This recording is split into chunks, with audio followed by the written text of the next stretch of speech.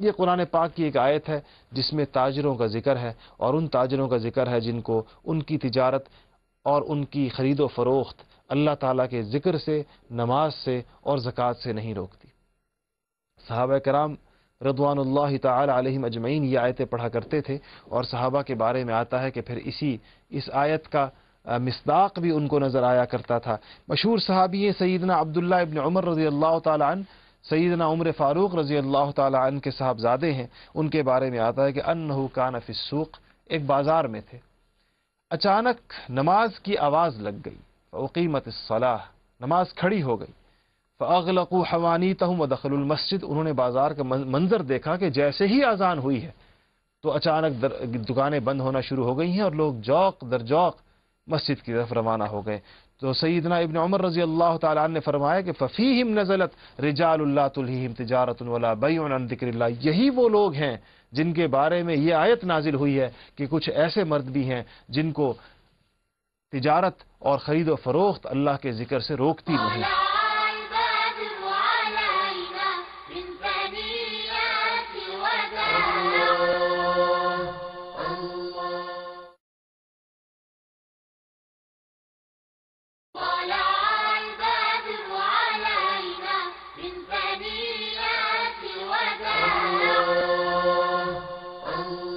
عمرو ابن دینار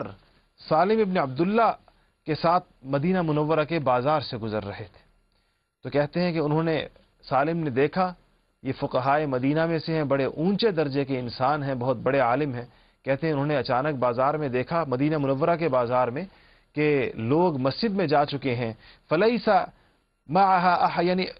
فنظر سالم الى امتعتهم، ان کے سامان کی جانب سالم نے دیکھا، جو بازار میں دکانداروں کا سامان رکھا ہوتا ہے، فلیس معها احد، ان کے اس سامان کے ساتھ کوئی بھی نہیں تھا،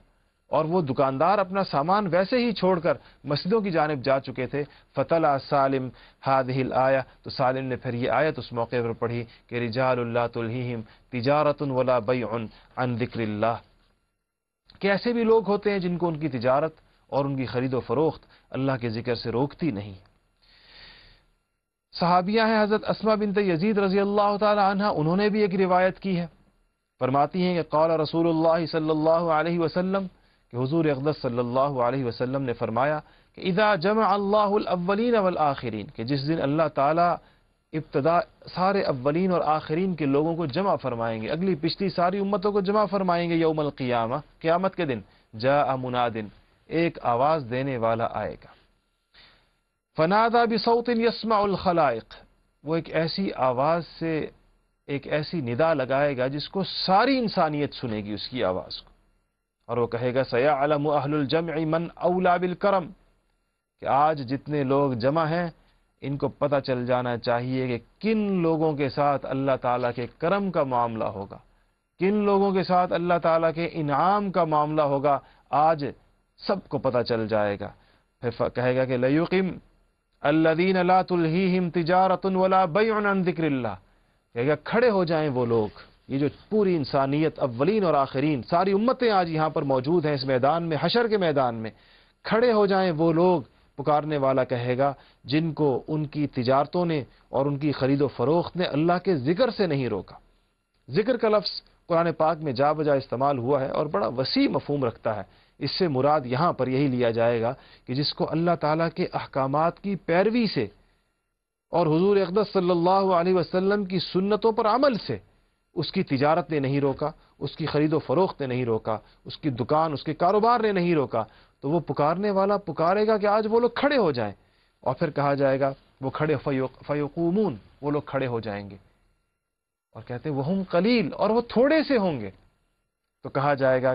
کہ جب وہ کھڑے ہو جائیں گے ان کو جنت کی طرف بھیج دیا جائے گا، ثم یحاسب سائر الخلائق، اس کے بعد ساری انسانیت کا حساب شروع ہوگا، یعنی ان لوگوں کو بغیر حساب کے اور حساب سے پہلے جنت کی طرف بھیج دیا جائے گا، مگر کہا جا رہا ہے کہ وہم قلیل، یہ تھوڑے لوگ ہوں گے۔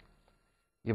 بڑی اونچی چیز ہے، اور کم لوگوں کو یہ نصیب ہوتی ہے کہ ان کے مال کی ریل پیل میں اور تجارت کی مشغولیت کے اندر اور کاروبار کی شب و روز مصروفیت میں بھی ان کو اللہ جل جلالہ کے احکامات نظر آئیں، اللہ کے احکامات ان کو معلوم ہوتے رہیں، یہ بہت بڑی چیز ہے۔ حضور اقدس صلی اللہ علیہ وسلم نے یہ تو قرآن کی آیت تھی جو میں نے آپ کے سامنے عرض کی اور پیش کی۔ حضور اقدس صلی اللہ علیہ وسلم نے جا بجا ایسے تاجروں کا ذکر فرمایا ہے کہ جو نیک ہوں، جو سچے ہوں، اور ان کا انجام بھی بیان فرمایا۔ ایک روایت میں آتا ہے کہ التاجر الامین الصدوق المسلم مع الشہداء یوم القیامہ، ایک تاجر جو سچا ہو اور امین ہو، امانت دار ہو، مسلمان ہو، اس کا حشر قیامت کے دن شہداء کے ساتھ، یعنی جن لوگوں نے اللہ کے رستے میں اپنی جان دی ہے، جن لوگوں نے اللہ کے رستے میں اپنا خون دیا ہے، اس تاجر کا جو سچا ہو، جو مسلمان ہو اور جو امانت دار ہو، اس کا حشر ان کے ساتھ ہو۔ کتنی بڑی فضیلت ہے۔ دوسری روایت کے اندر آتا ہے التاجر الصدوق تحت ظل العرش یوم القیامہ، کہ سچا تاجر، اچھا تاجر قیامت کے دن اللہ تعالیٰ کے عرش کے سائے تلے ہوگا۔ کتنی بڑی فضیلت ہے اور کتنی بڑی سعادت ہے اس کی کہ عرش، اللہ تعالیٰ کے عرش کے سائے کے نیچے اس دن ہوگا جس دن ساری مخلوق بہت پریشان ہوگی، سورج سوا نیزے پر ہوگا، انسانیت اپنے اپنے گناہوں کے بقدر پسینے میں گڑی ہوئی ہوگی، ڈوبی ہوئی ہوگی، اس وقت اس کو اللہ تعالیٰ کے عرش کا سایہ نصیب ہو۔ تیسری جگہ فرمایا ہے کہ التاجر الصدوق لا يحجب من ابواب الجنہ، کہ سچے تاجر کو سے جنت کے کسی دروازے کو اس سے چھپایا نہیں جائے گا، جنت کے کسی دروازے سے اس کو روکا نہیں جائے گا، جنت کے جتنے دروازے ہیں اس میں سے جس دروازے سے چاہے گا وہ جنت میں داخل ہو جائے گا۔ اور ایک اور بہت مشہور روایت ہے کہ التاجر الصدوق الامین مع النبیین والصدیقین والشہداء وحسن اولئک رفیقا، کہ جو سچا تاجر ہوگا، جو امین ہوگا، جو لین دین کے معاملات میں جو صاف ہوگا، اس کا حشر قیامت کے دن نبیوں کے ساتھ ہوگا، صدیقین کے ساتھ ہوگا، شہداء کے ساتھ ہوگا اور صالحین کے ساتھ ہوگا۔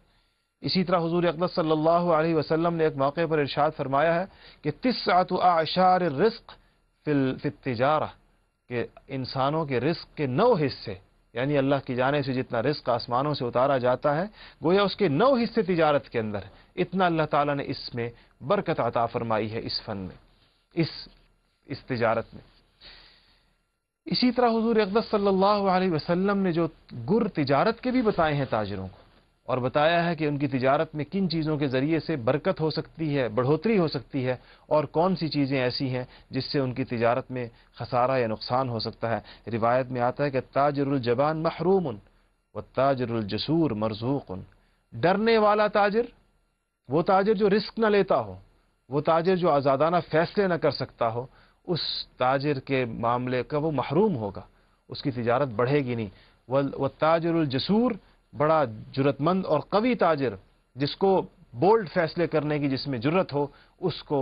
مرزوقن، اس کو رزق دیا جائے گا بڑی کثرت کے ساتھ، یعنی اس کی تجارت بڑھ جائے گی، اس کو فائدہ ہوگا اپنی تجارت میں۔ یہ آج کل کے تجارتی اصولوں میں بھی اس بات کو بیان کیا جاتا ہے کہ جو لوگ تجارتی منڈیوں میں بڑی جرت کے فیصلے کرتے ہیں ان کی تجارتیں زیادہ بڑھ جایا کرتی ہیں، ڈرنے والے، ہر قدم پیچھے رکھنے والے اور بہت دیر سے فیصلے کرنے والے، قوت فیصلہ سے محروم لوگوں کی تجارتیں سمٹ جایا کرتی ہیں۔ سیدنا حضرت عمر رضی اللہ تعالی عنہ نے بھی ایک روایت کے اندر کچھ چیزوں کے بارے میں مشورہ عنایت فرمایا ہے۔ وہ فرماتے ہیں کہ اگر ایک تاجر نے ایک تجارت کی، نقصان ہوا، پھر دوبارہ کی، پھر نقصان ہوا، پھر سہبارہ کی، نقصان ہوا، تو اس کو چاہیے کہ اپنا فن بدل لے، اب وہ کسی اور لائن کی تجارت کرے، جس لائن کی تجارت ابھی تک کرتا چلا آ رہا ہے یہ اس کے مزاج کے ساتھ مناسب معلوم نہیں ہوتی، اس کو چاہیے کہ اپنے مزاج کے مناسب تجارت کو اختیار کرے۔ یہ لفظ تاجر، جس کو آج ہم تاجر برادری کہتے ہیں، تجار کہتے ہیں، یہ بھی حضور اقدس صلی اللہ علیہ وسلم کا عطا کردہ ہے، اور حضور اقدس صلی اللہ علیہ وسلم نے پہلی دفعہ ان کے لیے اس لفظ کو استعمال کیا۔ پہلے ان کو کیا کہا جاتا تھا اور ان کے بارے میں دیگر احکامات کیا ہیں، اس بارے میں انشاءاللہ ہم اپنی ایک دوسری نشست کے اندر گفتگو کریں گے کہ حضور اقدس صلی اللہ علیہ وسلم نے ان کی طرف کن ہدایات اور کن ہدایات کو بیان فرمایا ہے اور کیا رہنمائی فرمائی ہے اس طبقے کو۔ انشاءاللہ اس کے اوپر گفتگو اگلی نشست کے اندر ہوگی۔ اجازت دیجیے، السلام علیکم ورحمۃ اللہ وبرکاتہ۔